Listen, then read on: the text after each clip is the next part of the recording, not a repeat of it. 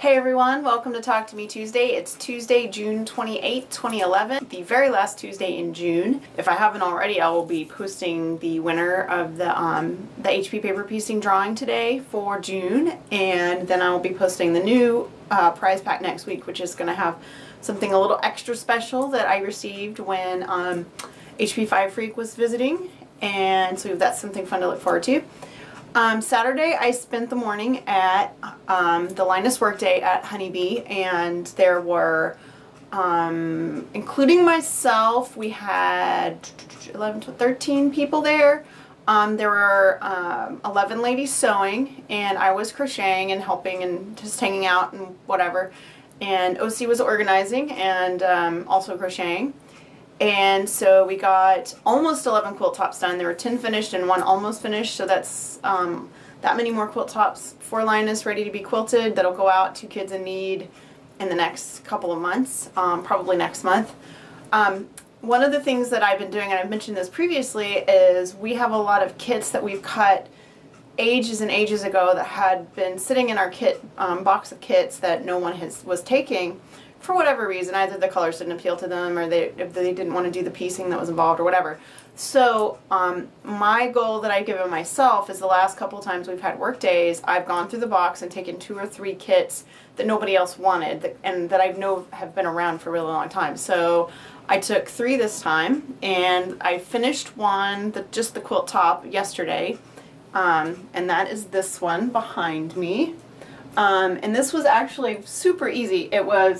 The kit included the center panel, the blue border, and the red border. And then I thought it was a little too small. We like our blankets to be at least 36 inches, and so I added the black border to make it 36 inches. It's actually like 35 3/4, but it'll be fine. It's close enough. So this is one of HP Paper Piecing's favorite fabrics. This is the Swirly Stars, Robert Kaufman, that you can find at Joann's. So I finished that.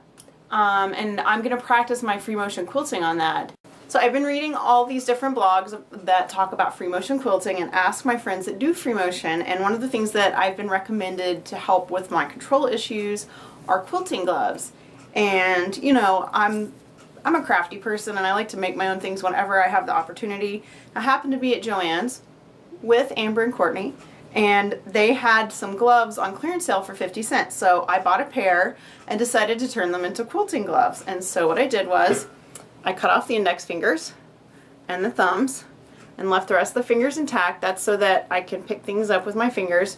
And then I used just like a bottle of tulip fabric paint that has the little nozzle, and I just drew on, and that just makes little grippies so that you have some something to grab on to give you a little more control while you're quilting.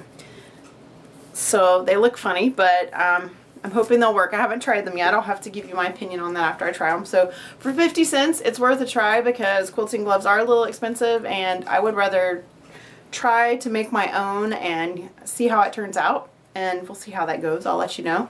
The other kit that I took for Linus was a kit that had pre-cut squares. Now the squares were supposed to be set in a particular order, and I didn't really care for the way they were supposed to be set.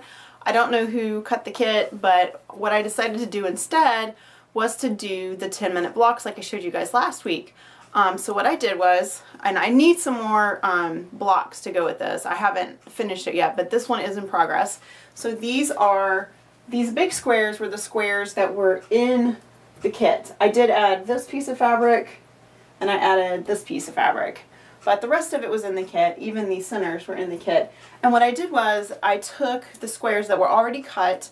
I used all of them but like 2 or 3, and I made the 10-minute block, and I'll go ahead and put another link to that right here because it is such a good video. It's so easy, and it literally is 10 minutes. It takes me longer to cut the pieces out than it does to put the square together. Remember I showed you last time that you can roll this down and it makes a really cool arc on there, and you get that little starburst, which I actually have my green one right here I can show you.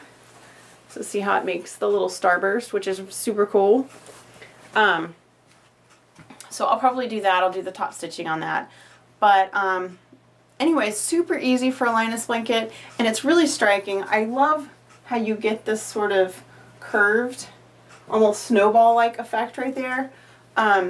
So as soon as I get some more squares cut out for this, I just need to go through my stash and see what I have that coordinates. I don't buy a lot of big prints. I'm really a tone-on-tone girl, just mainly because of all of my paper piecing. And I find that tone-on-tone is really fun to work with for adding texture to a project and that kind of thing. This is a very Linus video. I have 2 Linus crochet blankets that are in progress. I don't normally work on 2 Linus blankets at a time, but I ran out of yarn for one and I just decided to start another one. So I'll show you the one that I need yarn for. I started this one not too long ago, and this is the Linus, it's the Project Linus sideways shell. So you can see the pattern in there. I had one ball of it. And I needed a grab and go project, so I grabbed it and walked out the door with a crochet hook. And so I started the Afghan, used all the yarn I had, and then happened to be out and saw another skein of yarn and picked another one up. And I should have picked up probably 3 more, because this is all I've gotten from that skein and that ball of yarn. So I need to get 2 more skeins so I can finish this. I was going to go real scrappy with this, and then I didn't like the way it looked, so I pulled out all of the navy blue that I added. And so I'm going to wait and just get some more and finish this up. I started this one from some yarn that was donated to Linus. This is a lot like my strawberry ice cream pattern. In fact, it's the same exact stitch configuration. I'm just changing the rows up a little bit.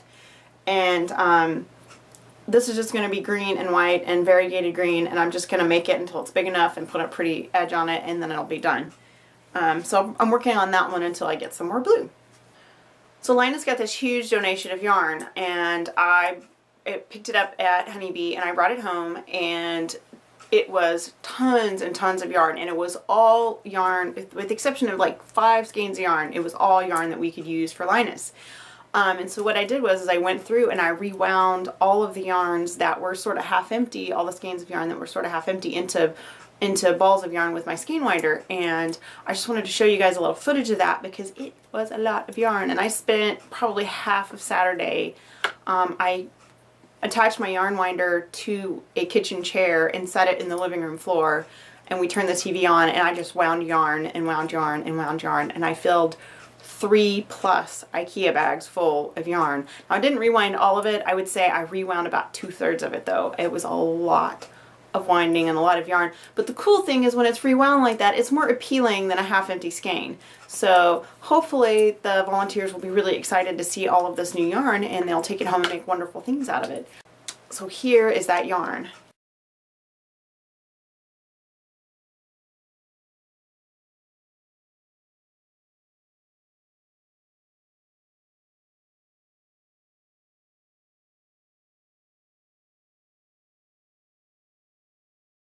And the last thing today is that I forgot to show you guys something last week that HB5 Freak gave me while she was visiting, and I really wanted to show these off. So these are potion bottle earrings, which you can see actually glitter now that I turned the light on. And the cool thing is that a couple years ago, I think before Phoenix Rising, I'm almost positive this was before Phoenix Rising, my sister gave me this necklace, which is the same, they're the same bottles, but these have beads in them instead of glitter, and they're, see, they match because this one has their Ravenclaw colors. This one has the navy blue and the bronze in there, and this one has the navy blue. So I have a matching set now. That is going to be it for me. I will see you guys next week. You have a great week. Bye. I just realized I didn't turn my light on, so that's really awesome.